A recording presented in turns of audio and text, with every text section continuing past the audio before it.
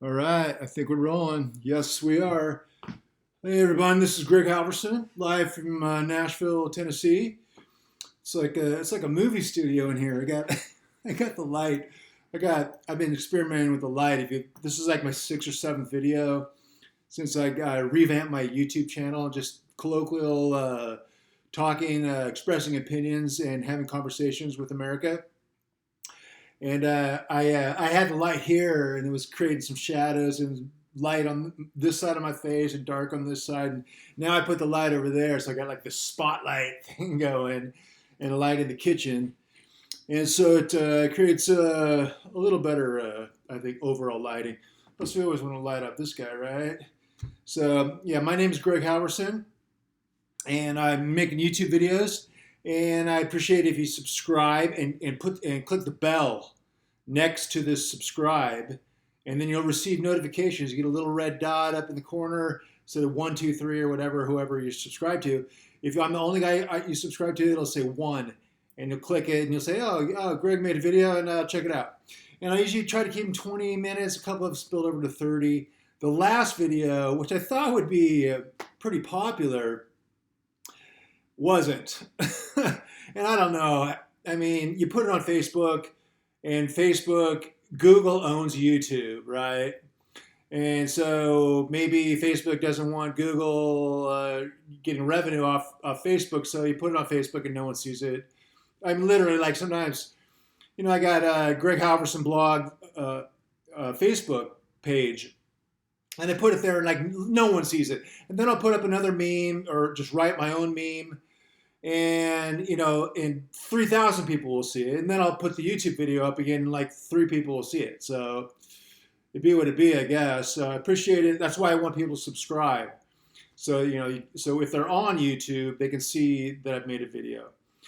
And the last video was mostly about, the second half was about, well, it was about taking risks, the importance of taking risks, and having some adventure in your life, which requires risk, right?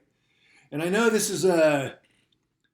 gets a little out of focus sometimes towards the end of the day, so I hope this comes out. But I'm gonna go for it, try to and hopefully, it's about what I'm saying more than what you're looking at, really, right? So, but towards the end of that risk video, I talked about some risks I've taken, and one of the risks was me hopping a freight train from Oakland, California to Portland, Oregon, or to Eugene, Oregon, and then I hitchhiked to Portland. But that's 650 miles. It took me 3 days, and I left a chunk of the story out, which when I was trapped 70 miles east of Oakland in Roseville, California, for 36 hours. And I'll go over that a little bit. But first of all, I'm not supposed to show that on camera. This video is brought to you by the Sound of Freedom. One more time. The Sound of Freedom. Live free, buy firearms, purchase weapons, and exercise your Second Amendment rights. I can't emphasize that enough. I really can't. And I was thinking, the Sound of Freedom. I was coming down the hill the other day, and I was thinking, a Harley went by, it's just like super loud. I literally plugged my ears, and I was thinking, you know what, man? I used to hate that sound. I used to get super irate when Harleys would go by, noise pollution, yeah, whippersnapper, biker people, and so because it hurt my ears, man. I didn't want my ears hurt, right? So. And so I hated the biker sound, and they're that's disturbing the peace or whatever. Now I'm like, it broomed by me, and I just like, dude, I love that sound, man. That's the sound of freedom, man. So I've come full circle on the sound of Harley Davidsons. Okay, so yeah. Oh, your poor little ears. My poor little ears hurt. Whatever, man. We're rocking. We're rolling down the highway, and most of those guys are Sound of Freedom. and I support them. So there's that. And yet there was another sound that fireworks. I used to get mad about fireworks too. Same reason. It was noisy, and I can't sleep. It's 11 o'clock on July 3rd, and they're booming off M80s. I'm like, what was my problem? You know what my problem was? I wasn't never a political liberal, but I was kind of an environmentalist and sort of, and all my friends when I lived in Oregon, 10 years ago, were liberals. All of them were liberals. And then, things weren't as political back then, but I sort of had that liberal mentality. Man, they should ban those fireworks. Like, dude, are you kidding me, dude? I've come full circle on that one too. Love fireworks. Love as many as you want. Blow them off anytime you want. I don't want an M80 going off 6 feet from my bed at 3 a.m., but whatever.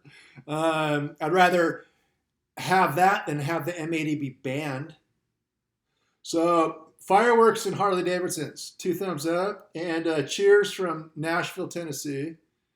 If you live in Nashville, contact me, man. I'm freaking looking for friends and people to meet up with. With COVID, coming off the COVID thing, hopefully we'll be over this sooner than later. I was going to do a little unveiling. I ordered a package in the mail the other day. It came, and it's a new hat. And for those of you who don't wear hats, some girls wear hats, but mostly guys wear hats. And I'm pretty particular about hats. I mean, some jackasses, you can tell they don't care about the hat. Dude, a hat has to fit good. It has to feel good. And the second you put it on, or the second I put my hat on, any hat, I like, dude, it's a no-go, not happening. At first, this hat, which I really like now, is $5. This was literally $5 online, and I got 2 of them. And the other one's a little bit different style.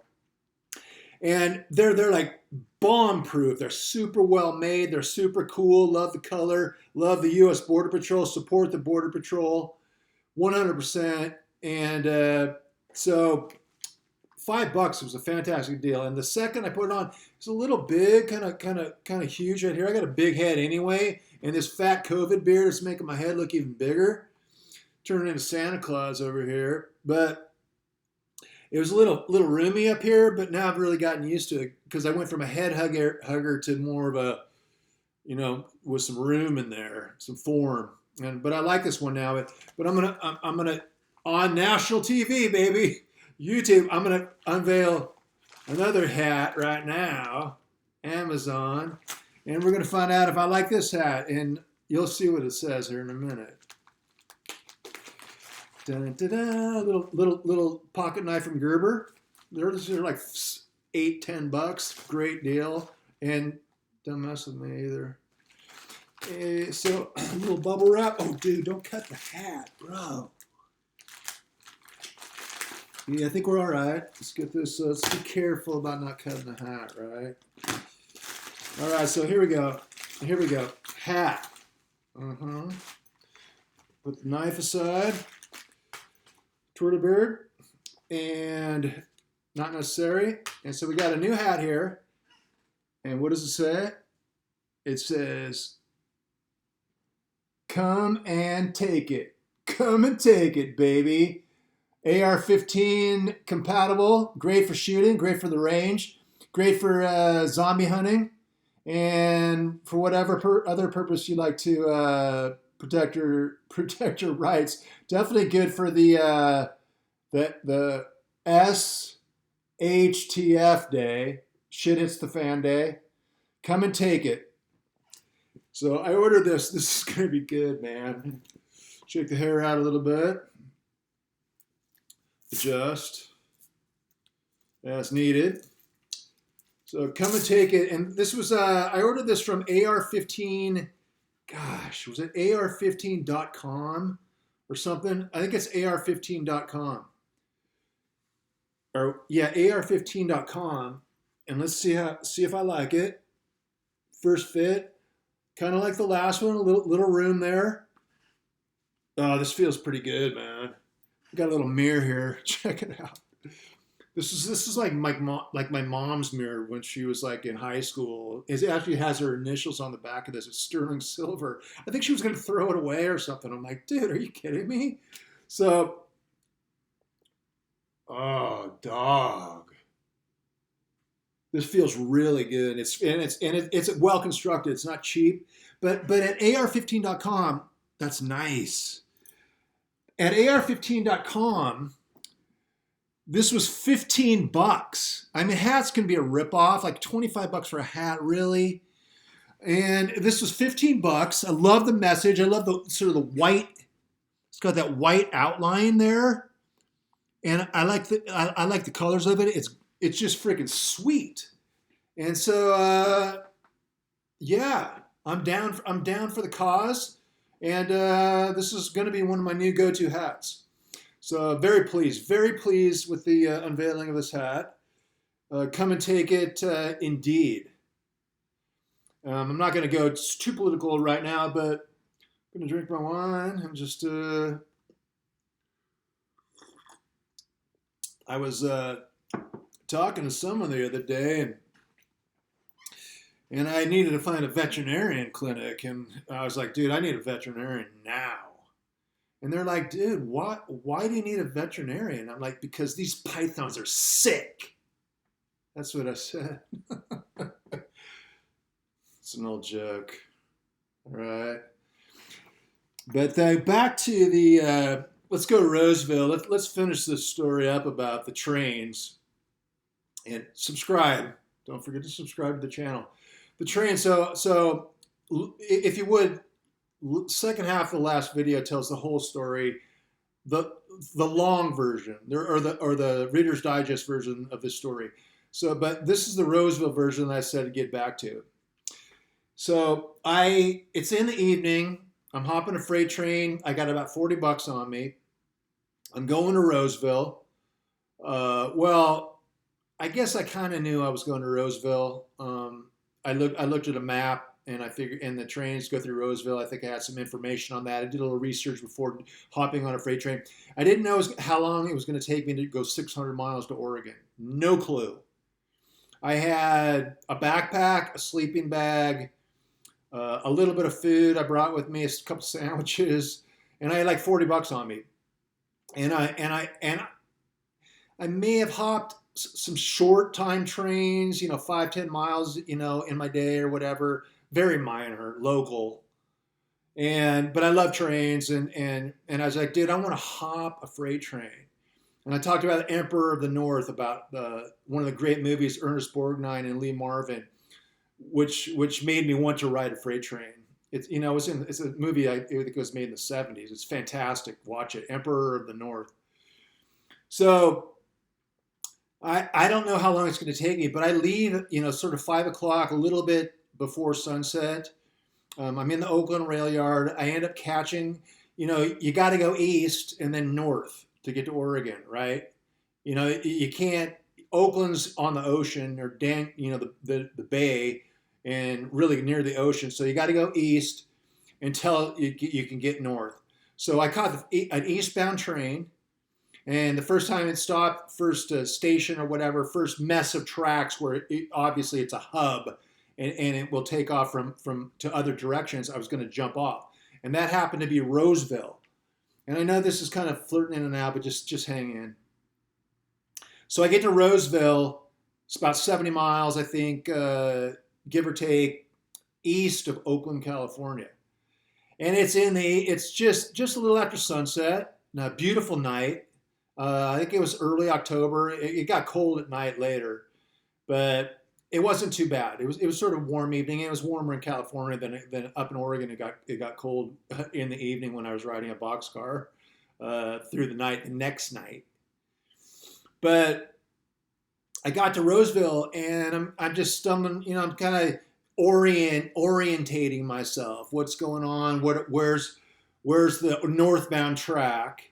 I'll catch the first train going north. I don't care if it's nighttime. I was ready to stay up all night or whatever. And you can rest once you find your little niche in a grainer on the sides, or preferably in an open box car if you're going to spend the night. So hobo 101. This is hoboing for dummies here. And so I get to Roseville, and I'm cruising down. It's like maybe 8:39 at night, and maybe it was a couple hour run, 3 hour run. So it was probably about 9ish, 9:30 or whatever. And I don't know if it's a Saturday or Sunday, it doesn't matter. But so I walk in, and there's a little bit of brush and bushes just off the track down the hump, and I see some light coming out of there. And this is maybe 150 yards from the station or the platform. There's a platform there, because I think ultimately, like passenger trains go through that Roseville hub as well. So I stumble into this little woodsy area, and there's literally like 7 or 8 hobos. I walk into a hobo camp.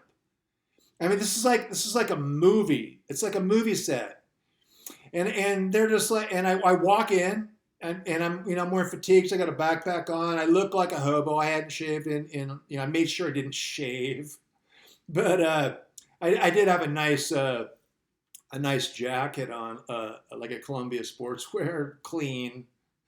And so I looked like a dude who, frat boy who decided to ride the rails. so So I walk in, and they're like, it's like, hey, how you doing? And it's like, hey, how's it going? And I was ready to kick some ass if I had to, but there's no reason to be hostile. So I walk in, and the first thing they do is say, hey, how you doing? And they hand me a bottle. It was like a bottle of whiskey going around, like Jack Daniels or something, a half gallon. And I'm like, okay, boom. So first thing I do in a hobo camp in Roseville, California, is pound some whiskey that 7 dudes are passing around. So it was pre-COVID. It must have been pre-COVID, right?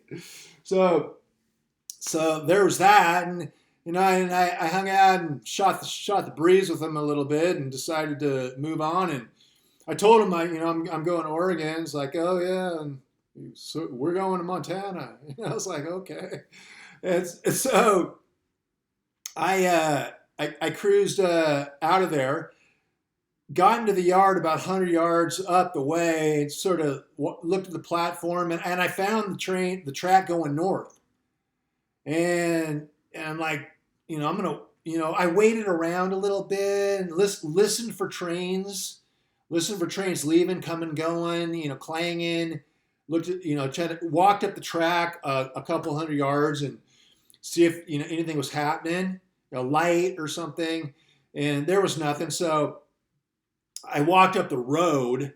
I found a road, and I think I might have asked in the hobo campus, is there a store around here or something? They said, oh, a mile up the road. So I walk in, not into Roseville, but into a little sort of hillbilly retail, a bait shack and a little mom and pop store was open.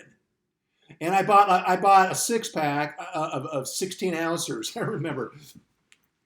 I can't remember what they were. They might have been like hams or PBR or something. I bought a 6-pack of 16 ounces, and I went back to the outside the platform, the train station, very small, and I found on the northbound. Okay, the eastbound tracks are going this way. The northbound's curving up and then under an overpass. And then, so I went and just in the little nook there, just as it turned north, I sat on the hill and drank beers and waited for a train for like an hour and a half. No train. So, it got to be about 11-ish, 11:30, midnight, and I'm like, dude, I got to get some sleep here, man, at some point. And I didn't want to sleep on. It was slanted. It wasn't a good place to sleep. So I ended up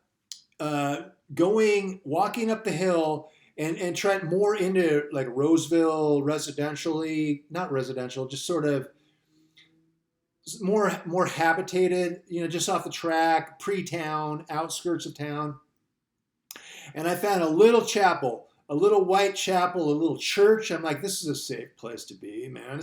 It was a nice church. It was maybe an old, old whatever, Methodist, Presbyterian, Lutheran, and it had a big cross steeple. It was wood, and it was white, and it had some nice grounds and some grass and some trees and some well tended. It was a nice little classic little chapel, American chapel. Maybe seats 100 people in there or whatever. And so I ended up crawling into the bushes of this church and laying out my sleeping bag and sleeping nestled up to the church below like a stained glass window or something.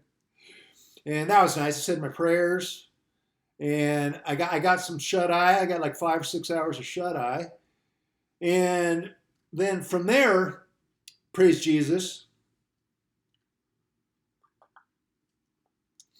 I went back, obviously, the next day in the morning. It's like 8 or 9 in the morning, maybe not 9. I was probably more like crack of dawn, 7. So I go back down to the tracks, and going north just out of the station, about maybe 75, 100 yards out of the station, there was an overpass, like just a small little road went over the tracks.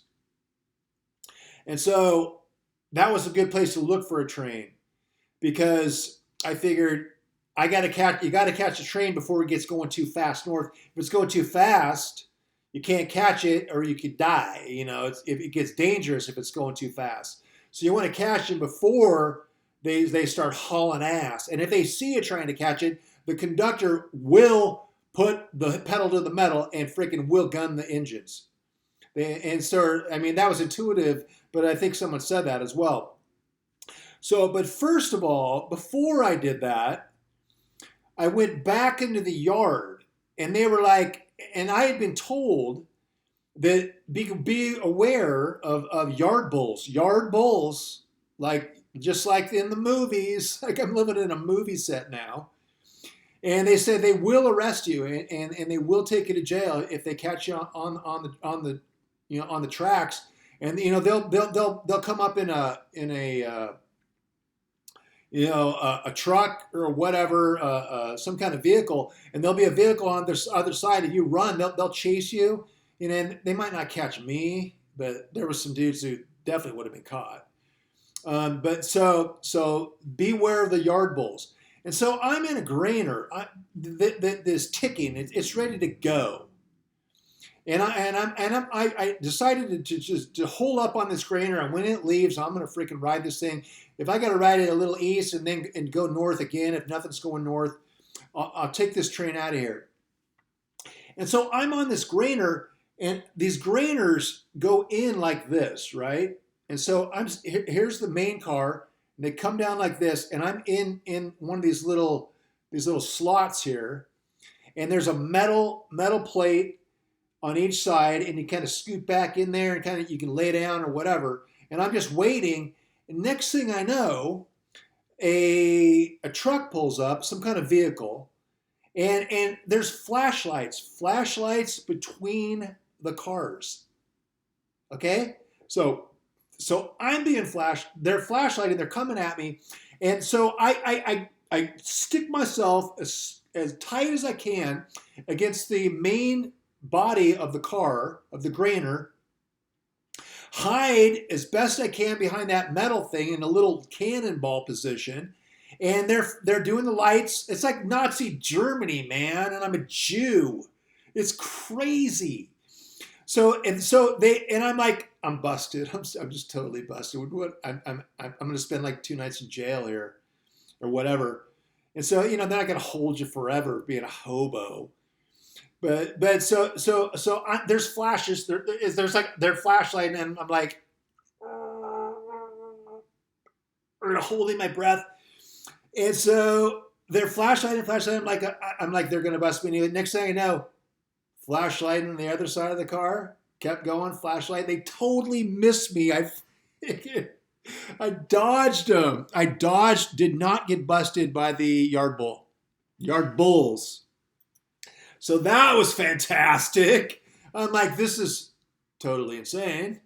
So after that, after they cleared out and I waited a little bit, I boogie shoed. I got on my bicycle and went up to the north junction where it started going north, and went under that overpass and waited.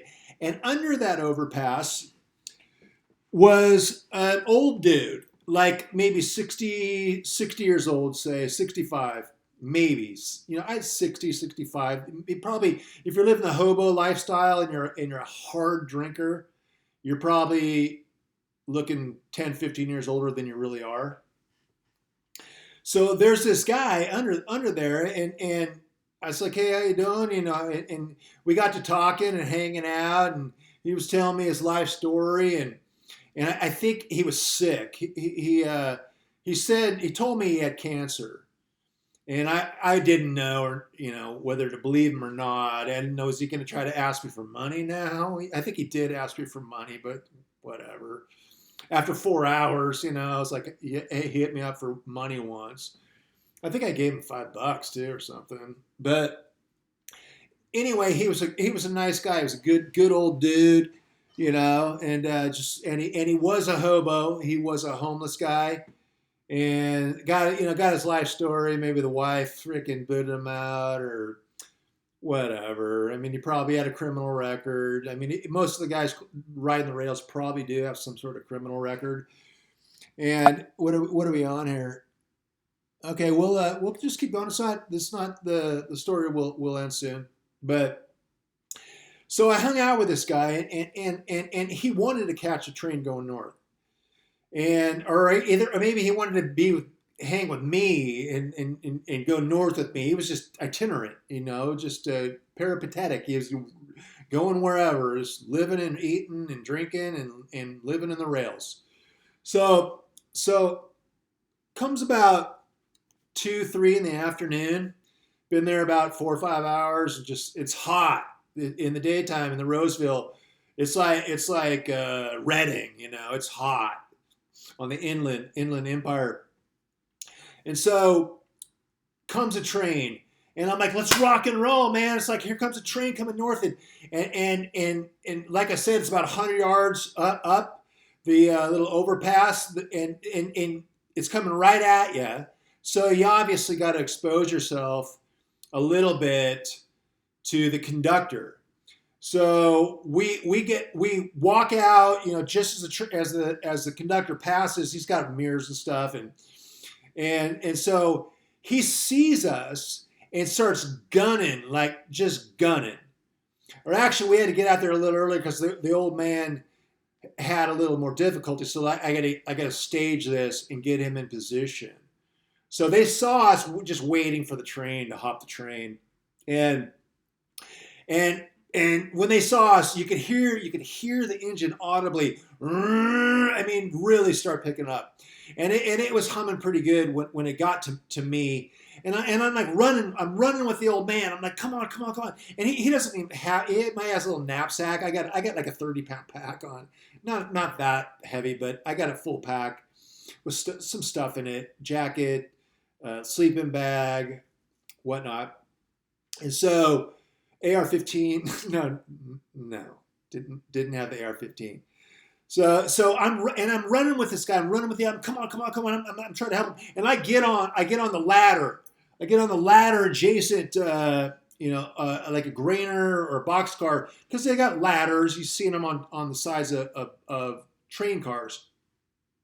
And I'm on a ladder, and I'm like, it's like God reaching from the cloud to try to get this guy on board with me. I'm jump, and he can't do it. The train's going. If the train would have been going slower, no problem, but he can't do it. And I ride about 30 yards and jump off. Okay, I jump off the train, and I was like, damn, dude. And he's like, I'm sorry. He felt bad. It's like I say, and I'm like, he's like, dude, he's like, oh, I'm sorry, and we were kind of hugging and whatnot. It's like, it's all right, man. It's not your fault. It was my decision. and it is what it is. We'll get the next one. I was like, we'll get the next one, man. We can do this. And so next thing I know, like 4 more hours go by. I mean, and it's hot and getting hungry. I think I walked up to the store and bought a cheese dog or something gnarly. And this guy's like maybe drinking, sipping a little something. And I think I finished my warm beers, like 3 beers. And so the next thing I know, it's getting to be moving towards sunset now, and I mean, like, it's twilighty, and here comes another train, and it's still light out, maybe 8 o'clock at night, or seven ish. It's October, so it's good. It's twilighty and getting darker a little earlier, but here comes a train. Same situation, exposed because I wanted to get him out there in position. Guy guns it, virtually just a repeat of the first train.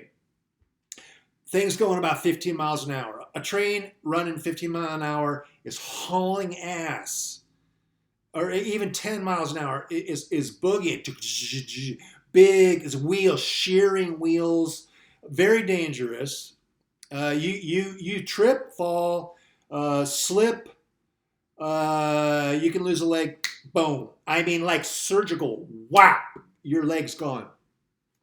So same situation. I run. I'm trying to get him on. I almost got him on board this bad boy. There's a really nice ladder, double set of ladders, and I was like, he's almost there. And he's kicking up and like, come on, dude! And I'm like hauling him up. And like I'm one arm, and one arm on him, and next thing you know, he slips away, and I'm on swinging out, and it's in the twilight of the evening, and I'm running north on a northbound train, and we just start waving goodbye to each other. Wave goodbye to the old man, just at sunset, like the end of a movie. I mean, this is like the whole thing is like a slow motion movie. And if you listen to the rest of the story, what happened after that, me waking up on riding in an open boxcar for 400 miles. I woke up in the morning on the east side of Mount Shasta at sunrise in one of the most beautiful moments of my life. It was pristine. It was like a movie, and it was incredible. In the night, the train stopped in the wilderness, and coyotes were howling under the stars. For a half hour, the train just stopped dead in the mountains, and coyotes were howling. And I was just like, this is only God and I know what's going on here. This is insane, beautiful.